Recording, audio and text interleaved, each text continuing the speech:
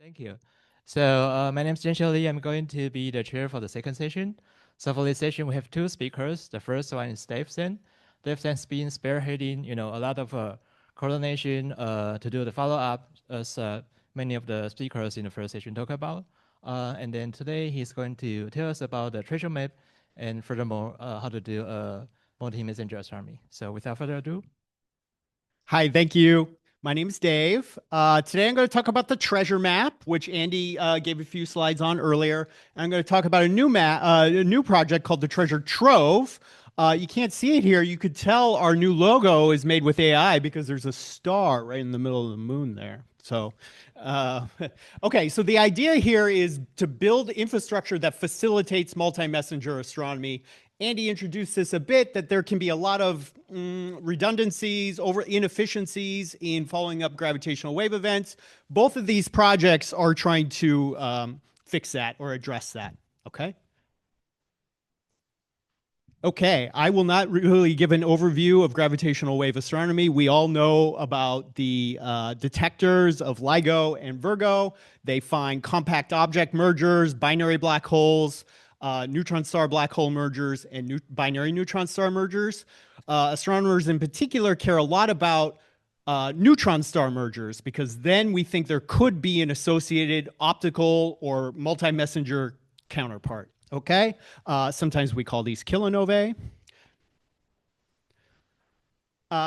Gravitational wave counterparts are faint and fast, and so we need to find them quickly. Okay, and we need to get observations quickly.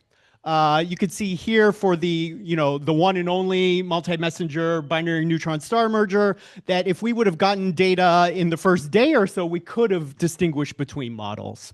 But that is not data we got. So the earlier we could get on the sky and actually identify these things, the more we'll learn. And of course, you could see here within 10 days, this thing was noise in an optical spectrum. Okay. Whoops. And of course, both of these projects in the end also want to address other multi-messenger events such as neutrinos. Maybe you've heard of the ice cube experiment where they detect high energy neutrinos. These are not kind of the super Kamiokande type neutrinos that come from the sun. These are coming from jetted events, basically. There's one pretty high confidence neutrino event that was associated with a blazar where the jet is pointed right at you, for instance, okay? Okay, but most of my talk will be focused on gravitational wave events. Andy showed a version of this figure earlier. This is the second binary neutron star merger that LIGO Virgo found, okay? It was not as neat and fun as the first event. This was GW 190425. It had a 90% localization of 9,000 square degrees on the sky, okay? So astronomers, what they have to do, they get this event. We know it's at 160 megaparsecs, we go out and we try to observe this huge localization and find the one needle in the haystack that is the kilonova. Okay? This is where the problems begin. That's right. So people went out and tried to observe this gravitational wave event and get observations of it. And of course, no kilonova associated with this GW was found because of the large area. But actually, some post-mortem analysis suggests that maybe if we had coordinated, we actually would have found the kilonova, okay? So this is just a direct quote from this paper. More than 5 days after this merger, uncoordinated search, that's us, we did an uncoordinated search, covered only 50% of this probability, okay? Some of the areas were observed 100 times by different groups. This is inefficient, looking at the same place 100 times, okay? Some were never observed, okay? So we, as a community, did not do a great job of following up this event, okay?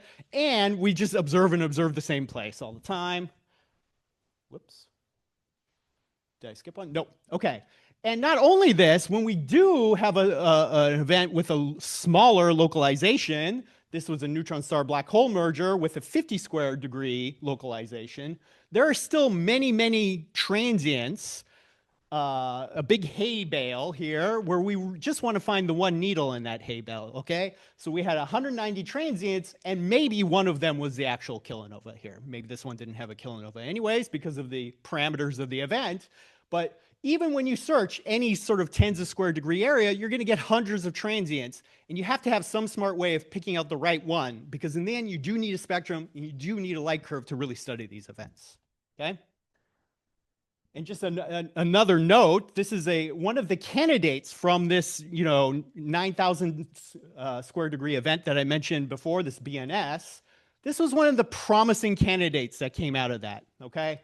Someone sent out a GCN circular. We were talking about GCN circulars earlier and said it looked promising. It looked like a kilonova.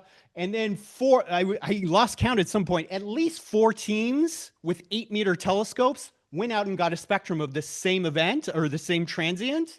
It was, you can see the top black there, that's the spectrum. It's clearly a stripped envelope supernova, okay? But there was no reason why 4 teams with an 8-meter class telescope had to observe the same supernova, which was not the kilonova they were looking for. So there's a lack of coordination there. Okay. All right, so hopefully I've motivated these 2 projects I'm going to talk about today. Andy introduced the gravitational wave treasure map. I want to thank Sam. He let me steal some of his slides. Sam was one of the lead developers of the treasure map. Here's the team. Sam Wyatt and Aaron were some of the lead developers early on. Now this project is mostly being led out of Las Cumbres Observatory. Not totally sure why they wanted me to talk about it, but I'm very happy to. I'm very proud of this project. And so the goal here is mergers are rare. These neutron star mergers are rare. And the localizations will be very large. And we really need to discover that we need to work together as a community to tile these error regions efficiently, these localization regions efficiently, so that we can actually discover the kilonova. It's been 8 years now, right? It's really been a long time since there's been a counterpart to a gravitational wave event. Okay, so here is the ideal search scenario. I'm sorry, Griffin really likes Garfield. I'm not sure why. Okay. And so here you see this banana. Okay, that's the localization on the sky. And ideally, what you would do is I'm team blue. Okay, let's call Griffin team green. Okay, and I'll observe the blue region there. That's my telescope. And Griffin's telescope is the green telescope. And look, we've tiled relatively efficiency the high probability region of this gravitational wave event. Okay? Ideally, that's what would happen if Griffin and I are communicating. But what happens in practice, I don't know if you could see it very well here, is that Griffin and I are like wolves, right? Like we're just out to eat. We're very, greedy, and we just observe the same place because we want to observe the highest probability region. We want to be the ones who find the kilonova. So in practice, we don't cooperate, and we all lose because the actual event is here, okay? The community loses, actually. Okay, so there's a need for a service that actually promotes working together to find the gravitational wave counterpart, okay? So there's a need for a service that kind of hosts observing strategies. I take some observations, I send them to the treasure map and say where I've observed, okay? Then Griffin and his team could, via API, query what I have observed and say, aha, well, Dave's already looked here. I'm going to look somewhere else, okay? And together, we're going to find this gravitational wave counterpart, and we're all going to win, okay?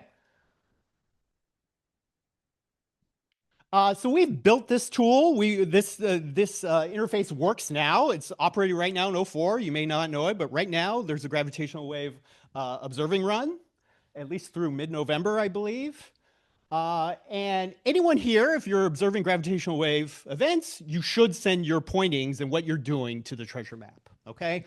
There's a web interface and a REST API, okay? So you could actually just go to the treasure map website. I should just put it here. I'll put it up afterwards if I didn't already.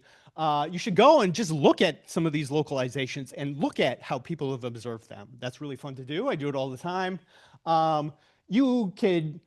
there are web forms for like showing your instrument geometry on the sky, right? DECAM has a funny instrument geometry. ZTF has all these chips and stuff. You could set up your own instrument geometry here and upload it. And once you have an account, you could just send in your observations as soon as you take them. And you could query other people's observations. So you could build this sort of optimal way of searching the gravitational wave localization. Okay, here's a little more about the REST API. I won't really get into it. If you go to the website, there's very clear documentation on how to use it, okay, with code examples. On the website itself, there's lots of visualization tools. In red in the background here, you can see the localization of the actual gravitational wave event. You see various groups, imaging fields of view and what they've actually observed for this event, okay? And you could toggle these on or off, right? There are all kinds of functionality here, and kind of standard stuff that you would expect from a web page like this, okay? We have plans for other things in the future, like overlaying candidates, candidate counterparts, adding in neutrino events. Right now, we're mostly gravitational wave focused, things like that. The other thing we have on the TreasureMap is we have this coverage calculator. This is actually useful. You could like write papers using this, right? So if this is a function of time since the gravitational wave the merger event, as a function of time, what fraction of the localization has been covered, okay?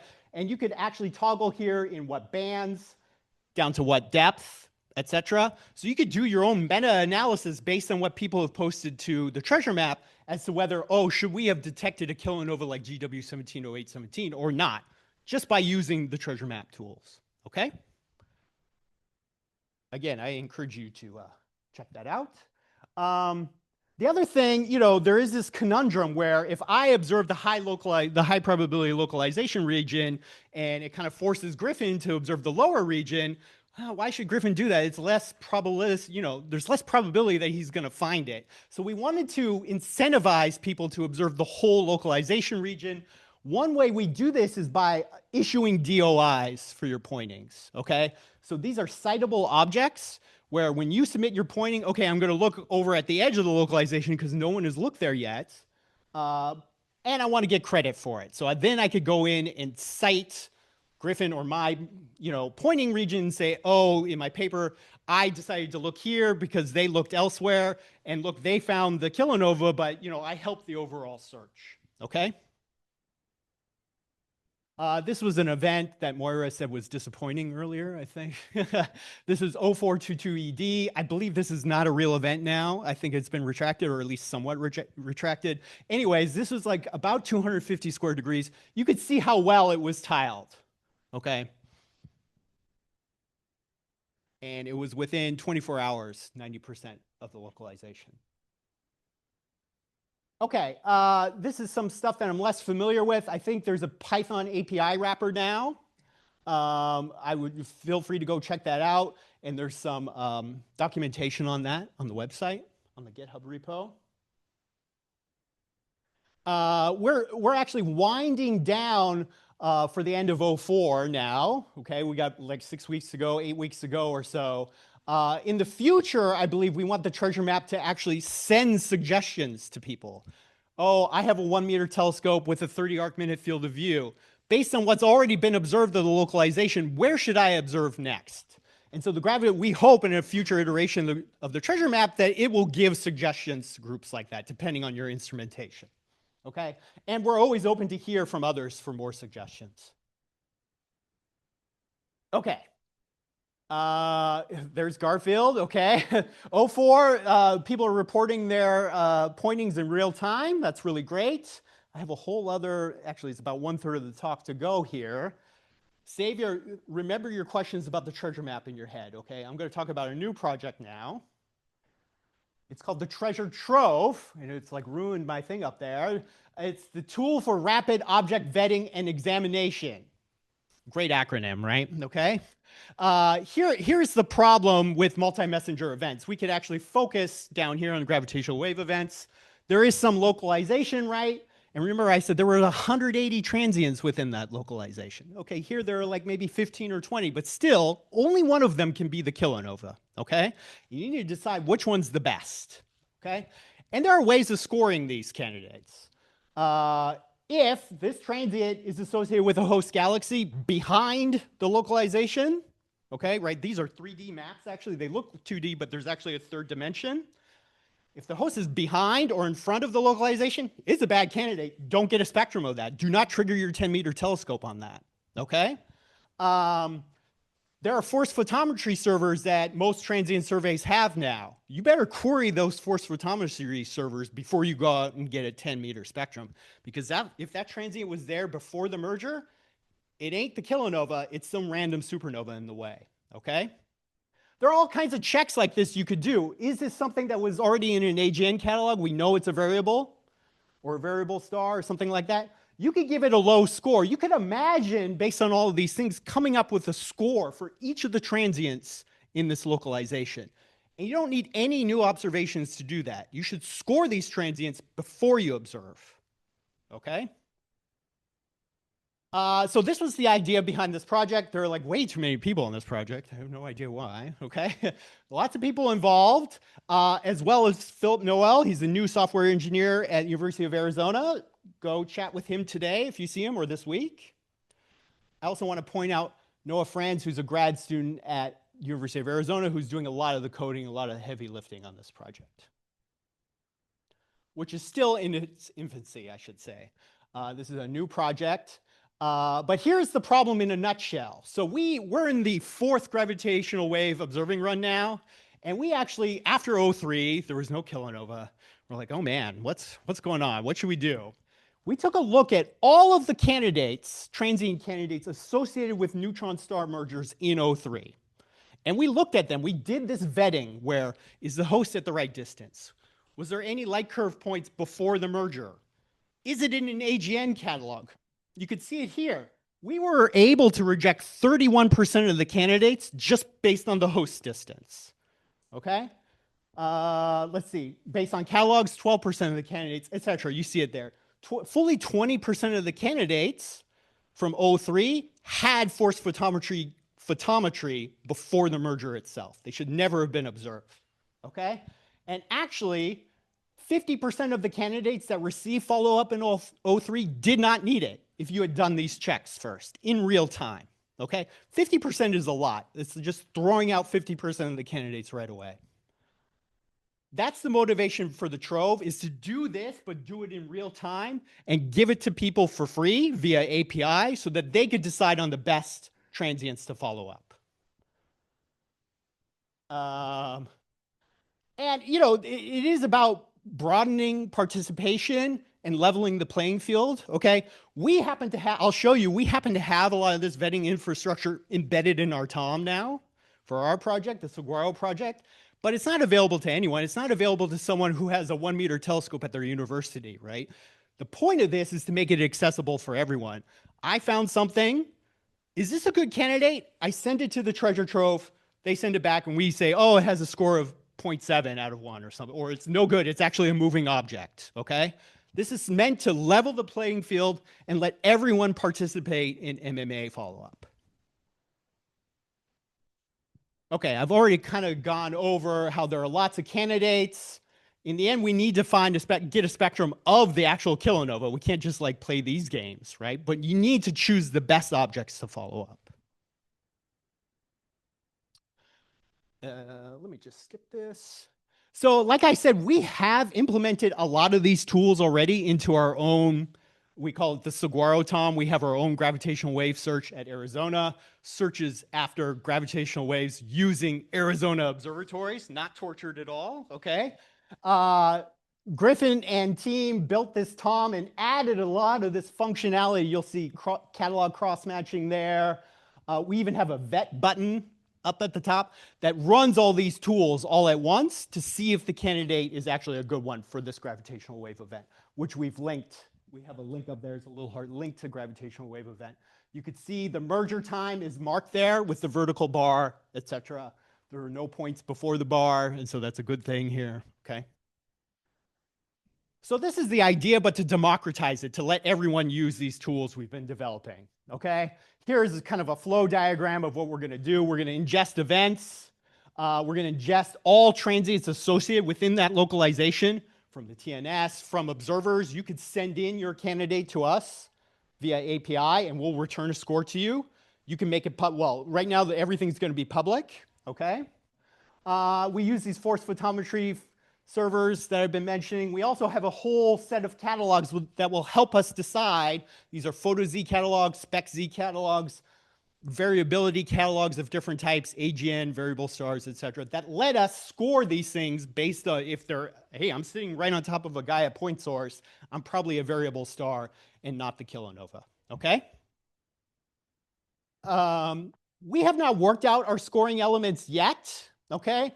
It's going to be some kind of product of all of these things, whether it's in the localization, behind or in front of the localization, right? You'll get a good or bad score based on that. If you're at the right redshift, okay, you'll get a good score. If you're in front or behind, you get a bad score. And you just multiply them up, okay? But we're still working this out in detail. This is actually, we're going to do some real science here and go through older events and try to score them and come up with an optimal way of doing this. We also agreed that not everyone's going to agree with our scores that we come up with eventually. So we'll provide all the information necessary so you can make your own score if you want. Okay, here's a workup of the website that we wrote for a proposal. Here's actually the real version. We're actually basing this off the Tom toolkit and what we've done already with the Saguaro Tom. This is a whole new instance of it though. And you'll see we don't have a lot yet. We're starting to score candidates from '04. I would not say this project is not vaporware. There's like real stuff, but it is also not even in beta mode yet. So we're still working on it. Some of you may recognize that event. Ask me about it if you care. So things you can expect in the next year. Some kind of beta version of the Trove that the whole community could use, okay? Maybe it'll be for neutrinos since the GW run will be done. We do plan on doing a systematic analysis of older neutron star mergers and scoring the candidates from them to kind of build up how we want to score these things in the future. And even looking into neutrino scoring, which is its own can of worms, okay? All right, I do want to mention we have a significant broader impact program for this project. I won't go into all, the text bubbles there, but some things you can expect in the next year is a public Slack channel, okay, where we'll help you, install or send in your requests via API to the Trove. We'll have notebooks showing you how to use it, okay, and how-to manuals, and our plan is over the next year to start demonstrating the Trove to the public at a conference near you. And I believe that's all I have to say. Thank you very much.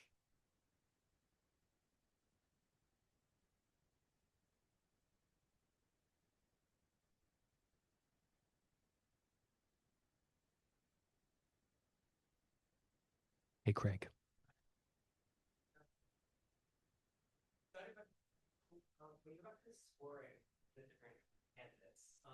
Can I do this real quick? Weight the instruments that are available to different users at all? Because I imagine you have like candidates that like 19th mag and 24th mag or something, and someone has 8. Also, you don't mag candidate and someone's like 1 year. Let me make sure I understand. So there's a 19th mag candidate that has the right brightness to be a kilonova. Yeah. I'm going to tell you what to observe. I guess we'll assign a good score to that. Yeah. And then you could decide to observe. Okay. How about that? Okay. Yeah. Okay. Thanks. We're not, I guess, do you understand where we kind of end and you start? Yeah. Okay. Yeah. Thank you. Yeah. You should follow it up, is what I'm saying. Yeah. I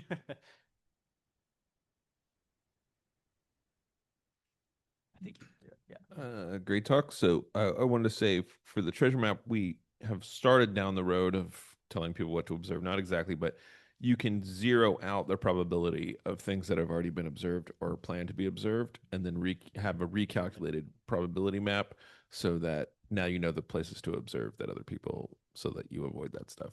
Okay, that's cool. And then for the Trove, do you plan to take any information from the community, like, oh, I have some proprietary data set that tells me more about these galaxies, or I've gotten this photometry on these 20 candidates. Can you incorporate that?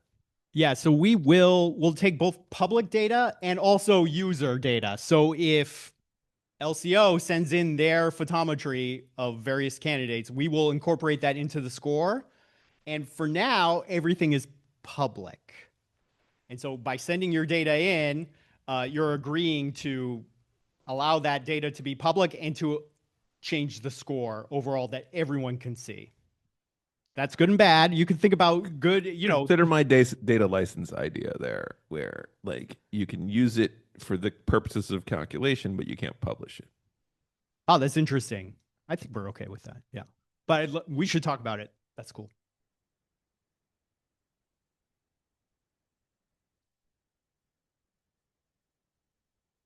We have online question. Cheryl, do you want to unmute and then speak up? Sure. So I was really curious to know more about the broker portion of this, how the Trove is interacting with alert brokers, especially in the context of Rubin, where we expect that any alerts generated from target of opportunity pointings will be disseminated by alert brokers with certain identifying flags saying that this alert is associated with this gravitationally follow-up. So If it's public data, we will ingest it gladly. Does that answer your question? Yeah. Well, in fact, I think we're obligated to ingest that data for this project and to use it for scoring. Okay, great. That's great to know. Thank you. Okay, that was easy. So if there's no more question, let's thank Dave again. Thank you. And our next speaker is Austin Riba. Austin is going to talk about, so if you're a developer, it will be very handy to have some libraries you can use. So Austin is going to talk about the Aeon library I have been working on. All right, yeah, let's talk about the hassle of writing code for multiple observatories at the same time. First things first, if you're on your laptop, you can check out the project right now. It's at AEON+/AEONlib. And then a little bit about me. I'm Austin Riba, not an astronomer, software engineer, though I've been hanging out with a bunch of you for quite some time now. This is a picture of me at the top of Mount Wilson, about 100 miles south of here. Really awesome trails all the way from the observatory. You can just go all the way down to LA. Highly recommend it. So yeah, I'm going to talk about AEONlib. So we have this problem where we're writing all this code for things like Jupyter notebooks and TOMs and custom pipelines and all this kind of stuff. And it's not really a problem if you're just trying to if you only have time on one facility, for example, LCO or SOAR. But once you start getting time on multiple facilities and you want to interact with more than one of them at a time, it starts to become annoying. Why is that? Well, first thing is a lot of these facilities use completely disparate tech stacks. So if you're only working with one, maybe you only have to learn JSON and HTTP, but for example, if you're working with LT, now we have SOAP and XML. There's other facilities that provide their own client libraries. The gentleman from Swift is gone, but that's another good example. And not saying that any of these things are bad, but there's a lot of brain power in this room. Maybe it should be focused on understanding the universe and not, what the best SOAP client for Python is. The second thing is different data models. So everyone has their own way of just calling things that are actually pretty common. For example, at LCO, we have observation windows, which are start and end time. At ESO and others, they just have we have constraints as well, but those are separate. At other places, start and end times are just part of like some larger constraint model. They're all saying the same thing, but they're just laid out differently. And again, it's something you have to just write in your code and it gets annoying. Number 3, all these different units. Some APIs, they want an ISO date time that's like incredibly difficult to get correct for some reason. And then some of them accept Unix timestamps and you gotta know which one, and you get them confused. And then some other things, configuration, dependency management, etc. So yeah, the goal of AEONlib is just lessen the software development overhead of working with multiple observatories at the same time. What is it not? So we're not trying to come up with some grand Uber library, like a unified language where you just put in your target once and get data from every observatory imaginable back magically. I think that is actually magical thinking, but it's debatable. If you have time on an observatory, you're still going to need to understand how it works. And we don't provide any GUIs in this package. This is strictly a Python library. Okay, so the problem, well, how we're approaching problem number one, the unified tech stack is, well, we're giving you Python, and underneath the hood, we do the translation. You can see down here we have like the XML, and we have some JSON, we have client library. They're all saying the same thing, but we model it as a single Python object up here with a start and an end time. And those are special time types that I'll get into later. Right, so this is kind of what it looks like. I think this is the first screenshot of code we've seen today, so cool, leave it to the software engineer. Over here, if you've ever used the LCO API, this should look familiar. It's actually almost like a mirror of the JSON, except you're like writing Python now instead. And on the left, here are actual tests from the project, where you can see we, what are we doing here? Oh yeah, we're submitting a test request to the LT. And that's all sending XML over SOAP, but it's all Python, so I don't have to worry about it. Yeah, then problem number two is the data models. What we found is that there's almost always a where and when. There's a target and a time. So we've created two models that can be reused, just a window and a target. Here's an example of creating a window in AEONlib, super simple. And you notice here, start, we're just using like a Python date time, and then end, we're actually using an AstroPy time. So it's flexible of how you want to construct it. And then again, target, we're using AstroPy angle and a string for declination there with some fancy Unicode characters. And then here's an example of, we create a target and we can use it with both LCO and ESO, which, if you're writing some software to do this with multiple observatories, you'd probably come up with this pattern on your own. But why reinvent the wheel? And then problem number three is units. So like I mentioned before, all these APIs take different units and formats, and we just kind of wanted to lessen the burden of that. So yeah, these conversions aren't hard. Like I said, if you're writing this yourself, you would probably do this yourself, but they're annoying to do and can lead to issues if you make silly mistakes. So our approach is we just try to support as much as possible. If you're creating like a target or a window, we want to get all of the AstroPy, NumPy types in there, regular Python, strings, numbers, and it should all just do what you expect. Here's a good example. I'm not sure if Christian's in the chat, but if you are, thank you. He submitted a pull request recently that adds AstroPy quantity objects to the accepted types for targets.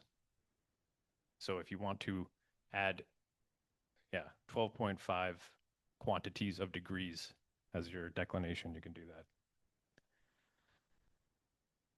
Then configuration. If you use AEONlib, we provide a module where you can just put all of your configuration in one place. You can use environmental variables or .m files or whatever you want to do, and it's all centralized, so that's kind of nice. And then dependencies, always a problem in Python. We're going to do our best to handle that for you. If you install AEONlib and you want to enable, for example, ESO and LT, these are optional dependencies. So by default, you're not going to be able to use them. But if you enable their groups, then you'll get the transitive dependencies. And hopefully we can pin them or whatever we can do to versions that all work together. So far, no problems. Okay, so that's kind of the high level stuff. There's some like extra value added things that we can do. We're using as modern a Python as we can. Python's been pretty good at LARPing as a compiled static language recently, so we're doing 100% typed Python.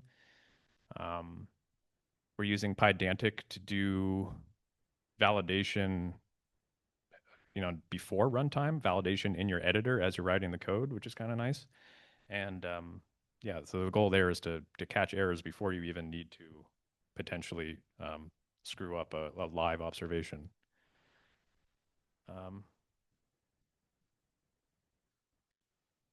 Well, that's probably not going to work. All right, well, good old permissions. So what was I going to show there? Yeah, as you're constructing your request or whatever, because it's all strongly typed, you can actually get like suggestions of like what filters are available on the instrument that you're creating instead of having to, I don't know, look it up on the online or repeatedly running validation endpoints. So you get just like really nice like code completion stuff. And here's another example. For example, I think I tried to set an exposure count on an instrument configuration to -3, and my code just won't even run because that doesn't make any sense. So instead of waiting for the remote observatory to either tell me that it doesn't make sense or even worse, just accept the value and do something strange, you get immediate feedback. And then, of course, we're not trying to pave over the complexity of all this. So if you want to drop down to whatever the underlying implementation is, I think the example here is the ESO API. Obviously you can. It's fully exposed. We're all adults here.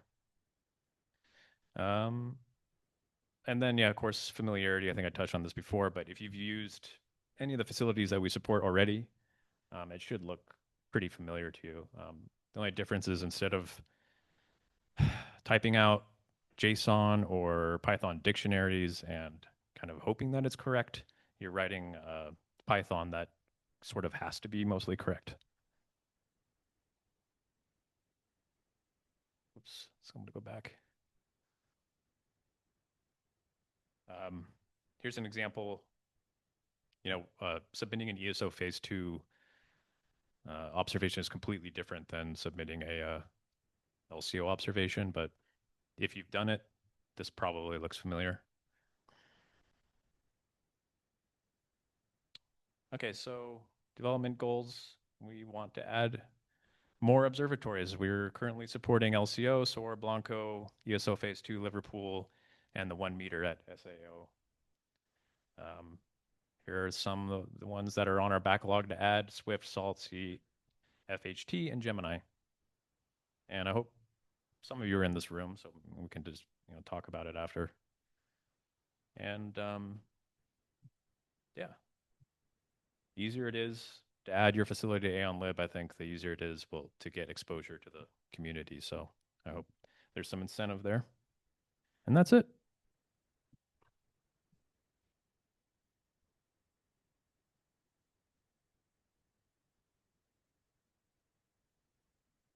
Hello.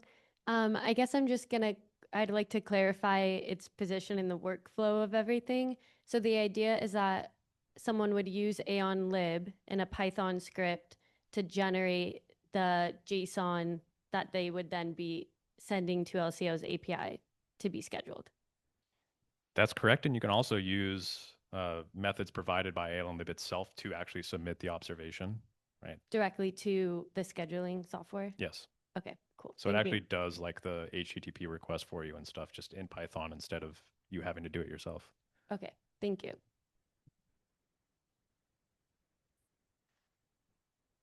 Thank you for the great talk. Just a quick clarification. So the same thing is currently in Aeon is done using Tom Toolkit, right? So Yeah. what's the advantage of AEONlib over Tom Toolkit? Or So- what additional things you are adding? The plan is for a lot of the code that exists in Tom Toolkit to be replaced by what we're doing in AEONlib. But this AEONlib is just a library. There's no GUI. It doesn't create a Tom for you. This just provides some conveniences for communicating with the observatories. All of that, yeah, it was like a support library, right? So like what the Toms already do all this, but it's just kind of inaccessible. Like if you want to use the code to talk to the observatories that's in the Tom right now without having to use the entire Tom toolkit, you can't really. Yeah. So I also want to add to the last. So usually when you develop a Tom toolkit, you need to go through the Tom toolkit source code and write a lot of different background layers, right? So I believe with this AEONlib, it makes things easier. So if every observatory has the API talk to the AEONlib, then you can just use the same, observatory layer that Tom toolkit has already developed and just incorporate into the AEONlib. So that makes it much easier, right? Yeah, if you're a one-person operation, but you happen to have time on multiple telescopes, and all you want to do is write like a Jupyter notebook, you don't want to have to set up an entire Tom and find hosting and all that kind of stuff. You just want to run your Python notebook, but you can actually use AEONlib to do some of the communication.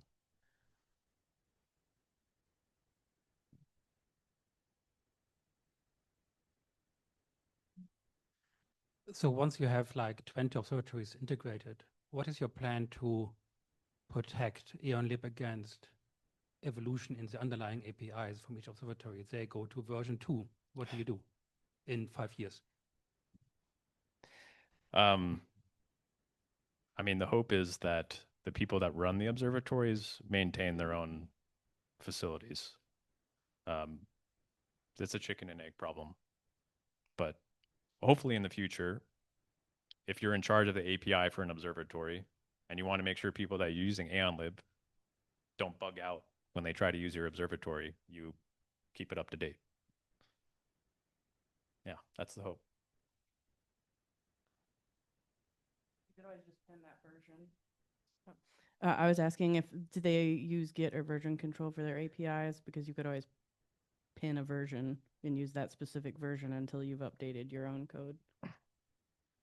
Yeah.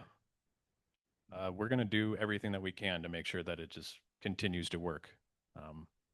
But, if John Nation pushes a buggy version of the OCS, and, nothing we can do about it until it's fixed.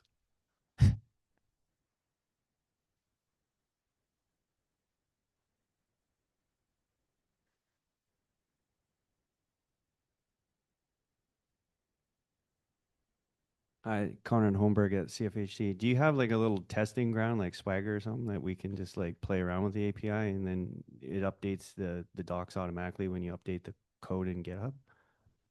So no, that is actually, we should have some read the doc style API documentation, right? There's no HTTP API provided by AEONlib. It is a Python API. Where you can play around with it is on the repo itself. There's an IPython notebook that you should be able to just run directly in GitHub, actually, as an example. But yeah, API docs are definitely needed.